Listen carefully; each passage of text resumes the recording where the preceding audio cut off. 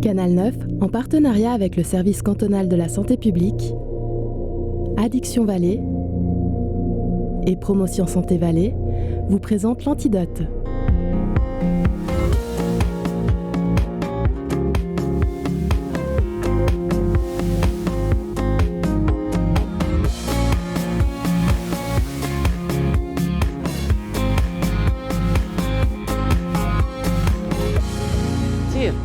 Tire, serre le ventre. Hop, encore. Hop, 1, 2, 5.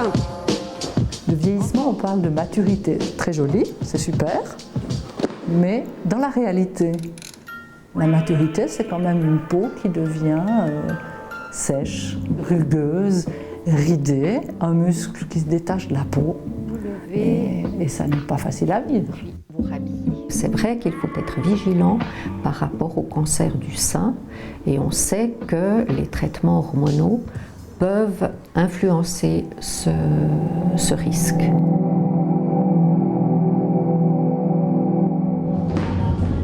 Allez, trie. 1, 2, 3. 1, 2, 3. La ménopause est un phénomène naturel, mais elle est devenue très présente dans notre société. Au siècle dernier, l'espérance de vie pour une femme était de 50 ans seulement. Aujourd'hui, l'espérance de vie est de 84 ans. C'est donc dire qu'on vit plus de 30 ans avec la ménopause. C'est donc une étape extrêmement importante pour la vie d'une femme et de son conjoint, en tout cas aussi importante que la puberté. Voilà, serre bien tes poignets, Mia. Ne les travaille pas. Biceps, on y va. Hop. Et voilà, expire en montant. Voilà, dans l'effort. Super. L'important, c'est de le reconnaître qu'il y a un changement, que c'est un passage à autre chose. Et puis, essayer de trouver, déjà de changer le regard là-dessus et de trouver des moyens, effectivement, pour s'adapter. Savoir que la vieillesse, la ménopause, donc est aussi peut-être l'acquisition d'une sagesse, finalement, d'une expérience de vie. 1, 2, 3. Et genoux. 5. Carmen est décidée à faire autrement. À 50 ans, la femme est à la fleur de l'âge et c'est le moment idéal pour bouger, pour rester active et vive. Parce que cette période n'est pas toujours facile à traverser et que l'exercice physique permet de prendre soin de soi. Soufflez. Tous les jours, dans ce fitness réservé aux femmes, des générations se côtoient. Toutes ont une chose en commun, les règles. Allez, plus qu'une lumière. Non, vous arrivez au bout de la deuxième. On y va, on souffle. Elles arrivent à la puberté et s'arrêtent à la ménopause. Chaque mois, les hormones du cerveau, les hypophyses, commandent aux ovaires de produire des ovocytes. Les ovaires produisent également des hormones pour préparer la muqueuse utérine au cas où l'ovule serait fécondé. Ces hormones sont les estrogènes et la progestérone. Lorsque la fécondation ne se fait pas, la muqueuse se défait et s'écoule, ce sont les règles. Mais avec l'âge, les ovaires cessent de produire des ovules et les hormones qui y sont liées. Les règles deviennent d'abord irrégulières et puis cessent complètement. C'est la ménopause. Et le manque d'œstrogène est à la base de plusieurs symptômes. Le premier symptôme, ce sont les bouffées de chaleur, accompagnées ou non de sudation, quelquefois de maux de tête, de vertiges, de palpitations du cœur, accompagnées aussi d'insomnie, parce que ces bouffées de chaleur viennent très souvent perturber le sommeil. Denise Perruchou a commencé à avoir des symptômes de la ménopause. Ses règles sont devenues rares. Depuis 6 mois, elle a des bouffées de chaleur et elle se sent fatiguée, irritable. Elle est en pleine préménopause, puisque l'on considère que la ménopause commence à partir d'une année d'arrêt complet des règles.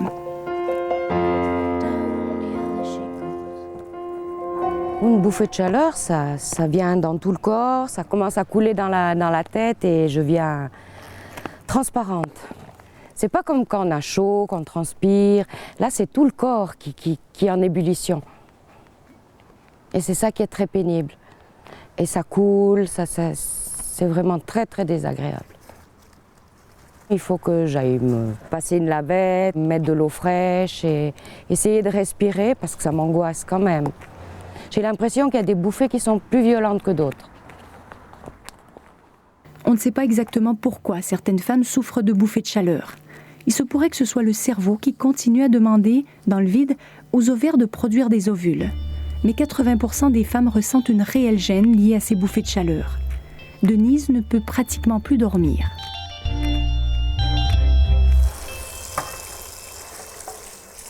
La journée, ça passe encore parce qu'on fait des choses, on va, on vient. C'est moins désagréable que la nuit de se faire réveiller par les bouffées de chaleur. Parce que c'est vraiment, moi j'ai les yeux ouverts. Et la bouffée, elle arrive, et après il faut aller changer, il faut se laver, et il faut reprendre le sommeil. Peut-être 2 heures après, ça recommence. Donc c'est vrai qu'on dort comme un omnibus. Pour plein de choses dans la vie, tant qu'on ne fait pas même l'expérience, on ne se rend pas compte de ce qui va nous arriver. Hein.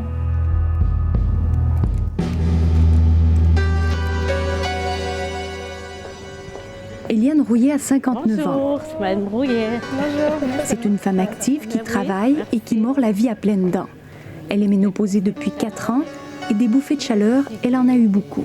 Irrégulier, alors c'est fatigant, parce qu'on dort pas bien, et on met de l'eau froide, ça passe pas. Hein. Merci, merci. Depuis là, en haut, trempe et les cheveux trempent. Je disais des fois, ah quelle horreur. Je me disais, mais c'est pas possible. Vu son bon état de santé général, Eliane opte pour un traitement hormonal léger, conseillé par son gynécologue, et son état s'améliore rapidement. Allez, on va sur le step, Sandra, on y va. Allez, on fait ça, on commence. Les premiers mois, j'avais peur.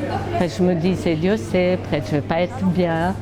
Alors, premier mois, deuxième mois. Puis après, le troisième mois, j'ai dit, ah tiens, je vois que c'est le cycle est bien régulier, je suis bien, je suis en forme. Et genoux. 5. Tout en bas, Eliane, tout en bas, le pied. Aujourd'hui, Eliane n'a plus de bouffées de chaleur. Elle fait de la nage, du vélo et de la gym 2 à 3 fois par semaine. Tout petit, on monte, on descend. Bon, descend et tout. Elles viennent pour se faire du bien principalement, pour se faire du bien aussi bien physiquement, pour la perte de poids, pour s'entretenir, pour se sentir bien dans son corps, dans sa peau. Après le travail. Changer les idées, décompresser. Oui, exactement. Ça fait du bien. C'est pour ça que j'ai la forme. Et voilà. Voilà. Il ne faut pas se laisser abattre.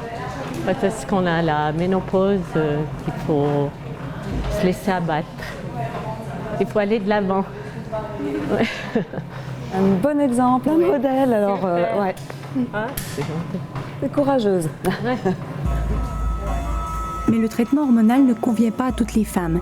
Et malgré certains effets bénéfiques, il fait l'objet d'une forte controverse. En 2002, une étude américaine dévoile que le traitement aux hormones augmente le risque de cancer et le risque de problèmes cardiovasculaires. L'étude est arrêtée immédiatement et le corps médical est alerté. La plupart des femmes ménopausées prenaient ce traitement et du jour au lendemain, 40% d'entre elles cessent de le prendre. Les règles, les symptômes. Et aujourd'hui, 10 ans plus tard, les femmes craignent encore l'hormonothérapie. Bonjour madame, Dr Fonmos. Vous pouvez venir avec moi. Cette étude a jeté un pavé dans la mare mais a permis aussi de remettre en question l'utilité du traitement, la durée du traitement, la prescription individuelle de ce traitement. Je pense que la réflexion, elle a été brutale, mais elle a été utile pour le futur des patientes. J'avais eu une pause avec les règles, oui, 8 mois, et après c'est revenu 2 mois et c'est plus revenu. Voilà. Autrefois, les traitements hormonaux étaient d'origine animale, tirés de l'urine des juments et qui étaient extrêmement dosés avec des risques d'évolution vers des pathologies sévères. Mais ces traitements-là ont été tous retirés du marché et n'ont plus cours actuellement. Donc actuellement, ce sont des hormones de synthèse, mais avec des dosages les plus légers possibles. C'est vrai qu'il faut être vigilant. S'il est bien prescrit, bien appliqué, il a toujours sa place, il ne doit pas être diabolisé mais je pense qu'il doit être prescrit avec retenue. Vous pouvez enlever la veste. Il y a plusieurs solutions, vous en avez déjà essayé une, c'est l'homéopathie, il y a encore la phytothérapie. Ça j'ai pris aussi. Aussi, d'accord, oui. Donc sous forme de pastilles. Oui. Et là, vous n'avez pas remarqué d'amélioration? Rien. Vraiment pas. Dans votre cas, on pourrait commencer à parler d'un traitement hormonal. Est-ce que vous y aviez déjà songé? J'y ai déjà songé, mais il y a quand même des problèmes de cancer, des problèmes parce que je fume.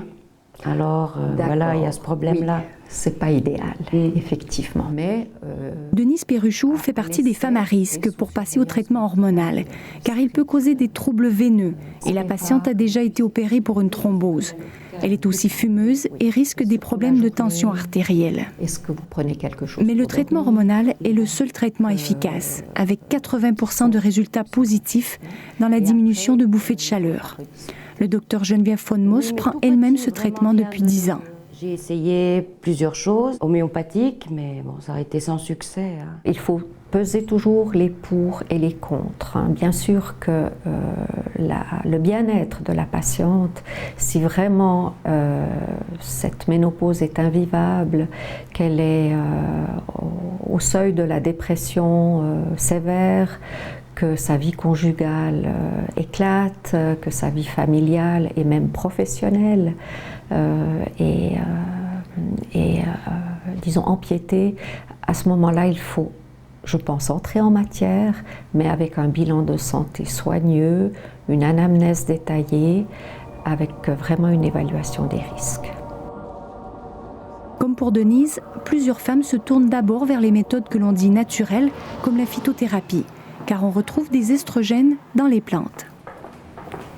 À l'Université de Genève, on étudie ces thérapies. La professeure Coindet reconnaît leur efficacité, mais elle met en garde contre une méconnaissance générale de cette médecine que l'on dit inoffensive. Alors voilà, en partie où on fait la recherche. Le soja contient des substances qui sont similaires aux estrogènes qu'on a dans le corps, qui peuvent se lier aux récepteurs estrogéniques, donc avoir un effet théorique de remplacement des estrogènes, mais les études cliniques n'ont pas réussi à démontrer qu'il y avait un effet. Thérapeutique, par contre, il faut faire attention à ce niveau-là aux effets secondaires possibles si on est à risque pour un cancer du sein. On se dit phytothérapie, c'est tout naturel, etc. On peut en prendre en quantité, non? Il y a quand même des risques. Ça, c'est clair. Certains médicaments les plus puissants, comme pour traiter le cancer, ont été isolés à partir de plantes. C'est clair que tout ce qui est naturel n'est pas sans danger. Il y a toute une série ici de plantes qui sont mises par espèce dans ces boîtes d'archives. Pour l'instant, une seule étude clinique a été reconnue et ses conclusions ont montré que l'acné à grappes ou le trèfle rouge n'avait pas d'effet plus significatif que celui du placebo pour diminuer les bouffées de chaleur. Encore faut-il savoir que le placebo lui-même a démontré avoir une efficacité de 40% pour réduire les sudations. Vous voyez qu'on l'a sous forme de petites des feuilles. Malgré le manque d'études sur la phytothérapie, les femmes et la pharmacologie s'orientent de plus en plus vers ces traitements. Qu'est-ce qui est actif? C'est clair qu'il y a une étude clinique qui a montré des effets négatifs des traitements de substitution hormonale, surtout au niveau de l'influence, au niveau des développements de cancer. Donc c'est clair que ceci a poussé les femmes à vouloir quelque chose de plus naturel. Mais ceci n'a jamais été fait avec des plantes, des extraits de plantes. Voilà, si vous me dites que le soja peut aussi causer un cancer du sein, c'est la même chose que les hormones substitutives. J'ai pas dit qu'il pouvait causer un cancer du sein, mais il y a des risques vu les substances qui sont contenues dans le soja, qui sont des isoflavones ou des phytoestrogènes. Donc ça, c'est clair qu'il y a un risque, mais il n'a pas été prouvé. En fait, aucun médicament, même à base de plantes, n'est banal. Et pour l'instant, le traitement hormonal reste encore le plus efficace contre les bouffées de chaleur.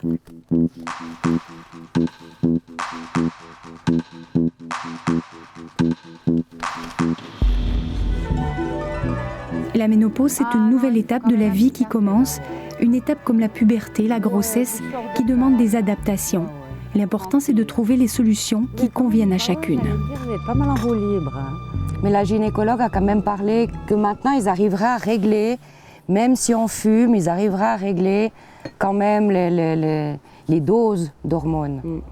Bah, de toute façon, il n'y a que ça, il faut y aller. Moi, j'ai pris tout de suite de l'homéopathie, je l'ai testé et vraiment, ça m'a énormément aidée.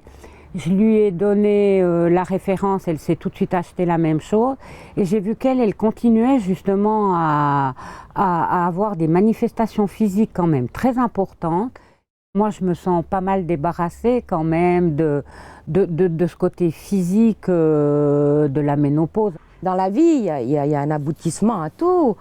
On a notre jeunesse, après on fait des enfants, on les élève, d'un coup les enfants partent de la maison et puis d'un coup il y a la ménopause qui arrive, c'est vrai. Mais je comprends bien, je vais essayer de lui téléphoner. Je téléphone devant vous, on verra bien ce que ça donne.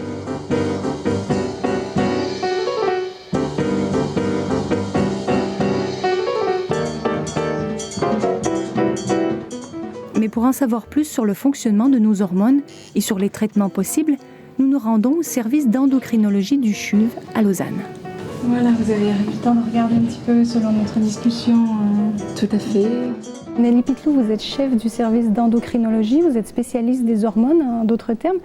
Quand est-ce qu'on a commencé à commercialiser les hormones? Dans les années 50. Essentiellement pour maintenir une féminité à la femme. On sait qu'à la ménopause arrivent des problèmes d'atrophie vaginale. À ce moment-là, on parlait aussi d'atrophie des seins, ce qui n'est pas tout à fait vrai. Ensuite, dans les années 80, des grandes études épidémiologiques ont donc démontré assez clairement que les femmes ont un taux ou une incidence de maladies cardiovasculaires nettement plus faible que les hommes jusqu'à la ménopause. Et on a pensé que les hormones œstroprogestatives avaient un rôle protecteur pour les maladies cardiovasculaires. Donc le traitement hormonal était plutôt prescrit d'abord préventif pour les maladies cardiovasculaires.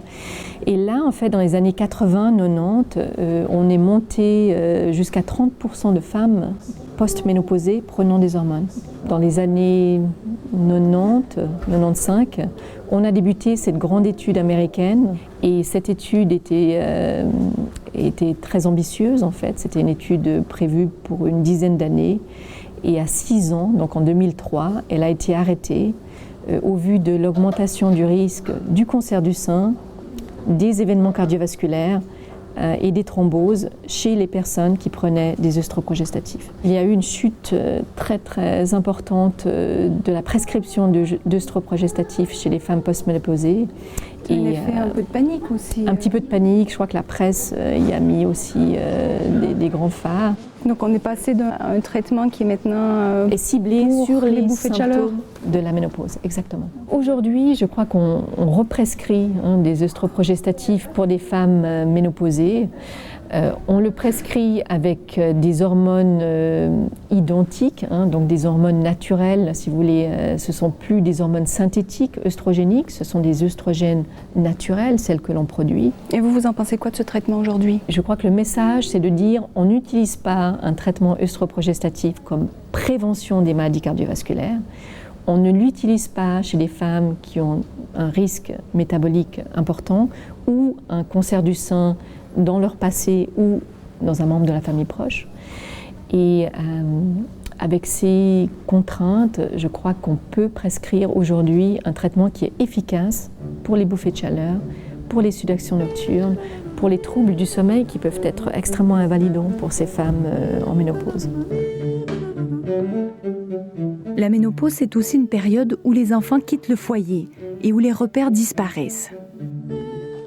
Ils ont tellement intégré ce rôle de parents, n'est-ce pas, qu'ils ont évidemment oublié beaucoup de choses. En plus, il y avait toute une ascension professionnelle, certainement un investissement professionnel de part et d'autre. Et puis maintenant que les enfants quittent un peu la maison, c'est important d'essayer de retrouver une intimité de couple. C'est la discussion, le dialogue. Les corps ne sont plus les mêmes. les fonctions des corps ne sont plus les mêmes, mais ne sont pas forcément moins bien qu'avant. C'est juste autre chose. Alors c'est sûr que, je sais pas, la peau devient plus flasque, on devient prendre du poids, les performances ne sont plus les mêmes, mais les désirs ne sont certainement plus les mêmes non plus. Les tensions dans le couple peuvent donc être nombreuses. Au centre CIP, Sexualité, Information, Prévention et Éducation, on gère régulièrement des cas de femmes en détresse face à leur sexualité qui change avec elles. Qu'est-ce qui a changé en fait? Bon, je sais bien que la vie avance, mon mari est assez stressé au travail, puis jusqu'à présent, la vie a eu un certain rythme, et puis maintenant les enfants commencent à partir un peu du nid, on se retrouve un peu en tête à tête, on aurait même plus de temps pour avoir une vie sexuelle plus détendue, et puis en fait, j'ai plus envie. L'excitation sexuelle chez la femme, c'est-à-dire la lubrification vaginale et surtout, alors le plus important, la congestion sanguine dans le vagin et dans la vulve, va au fond créer des sensations génitales que la femme reconnaît et qui peuvent induire le désir sexuel, le désir d'avoir un plaisir. Donc en fait, on peut dire que la réponse génitale favorise le désir dans le cerveau. Et puis peut-être qu'après, au moment de la ménopause, cette réponse n'est plus la même. Le vagin reste plus sec et moins vascularisé, congestionne moins bien. Il n'y a plus ces sensations. Donc la femme devra plus stimuler son cerveau, on va dire, va plus devoir penser à la sexualité, imaginer, cultiver son désir sexuel, et c'est des apprentissages à faire. La première chose et la chose la plus importante, c'est reconnaître qu'il y a quelque chose qui va plus, moins bien ou qui a changé, et puis après prendre vraiment à bout de bras et puis oser faire le pas, s'informer, demander et parler déjà, dialoguer avec le partenaire. Quand ça se passe, eh bien j'ai mal ou j'ai peur d'avoir mal. Je trouve que j'ai peu de lubrification vaginale. Problème de sécheresse? Oui. Oui. D'accord. Et qu'est-ce que ça provoque quand il y a une sécheresse vaginale? J'ai peur franchement du rapport sexuel, j'ai peur de la pénétration. Et puis quand ça se passe, eh bien ça brûle. Le narcissisme corporel, c'est l'image de soi, le fait de se sentir belle, de se sentir désirable. Et comme tout est lié maintenant à la jeunesse, et à ce culte-là, eh bien c'est difficile de se voir changer et vieillir. Et puis en même temps, même si la sexualité, elle est présentée, elle est présente partout, elle est encore très taboue quand elle est liée au vieillissement. Malgré tout, une femme de plus de 50 ans qui se préoccupe de sexualité, ça n'est pas toujours bien vu. Oui, je me souviens que... Le meilleur moyen pour vivre cette période de changement est donc d'en parler, pour partager son expérience et vivre la ménopause comme un changement naturel qui peut être positif et non plus comme un sujet tabou. Au-delà de 70 ans, ils ont passé l'étape d'adaptation à la crise. On va dire que la crise peut durer entre 50 et 70 ans pour certains. Eh bien, les couples ont une sexualité épanouie avec du plaisir et du désir sexuel. Au fond, la ménopause, ça concerne un tiers des femmes pour un tiers de leur vie. Donc ça vaut la peine de s'y mettre. C'est assez confus entre les traitements qui sont proposés, phytothérapie, traitements hormonaux. Est-ce que la femme aujourd'hui est bien informée, vous croyez ? Je pense que ces 10 dernières années ont été confus pour le monde médical, mais aussi bien sûr pour les femmes. Et c'est vrai qu'on n'a pas, disons, de recommandations très claires. On est très prudent sur tout ce que l'on avance, parce que c'est vrai qu'on ne veut pas pousser les femmes à prendre un traitement qui aurait des effets secondaires. Aujourd'hui, la phytothérapie a-t-elle une place? Je crois qu'il faut vraiment attendre des études supplémentaires. D'autres médicaments vont probablement arriver sur le marché. C'est vrai qu'on n'est pas dans une situation très confortable, dans le sens où on n'a pas un médicament à proposer à toutes les femmes. Je crois qu'on en arrive avec la ménopause à un point qui est certainement identique pour différentes maladies. On a des individus avec des maladies ou des susceptibilités génétiques, etc. Et chaque individu est différent. Et il va falloir regarder le risque cardiovasculaire, le risque d'avoir un cancer du sein, le risque d'avoir des thromboses avant de prescrire un traitement œstroprogestatif pour les femmes. Et encore une fois, les phytoœstrogènes, n'oubliez pas, peuvent agir sur les récepteurs œstrogéniques. Donc toutes les contre-indications des œstrogènes, aujourd'hui, on n'a pas d'indication qu'il n'y a aucun risque pour les phytoœstrogènes. Merci beaucoup Nelly Pitlou. Merci. Donc oui, en fait, c'est vrai, c'est un moment difficile pour les patients parce que l'information n'est pas très claire. Et puis pour le monde médical, je crois qu'on a besoin d'éclaircissement aussi. La ménopause n'est pas une maladie, mais ce peut être un moment difficile à passer. Aujourd'hui, l'hormonothérapie est devenue plus sûre et plus efficace. Votre gynécologue saura vous prescrire les doses qui vous conviennent. Sachez encore qu'il n'y a rien de mieux qu'un bon exercice physique et une bonne alimentation pour être bien dans sa peau et pour éviter les surplus de poids.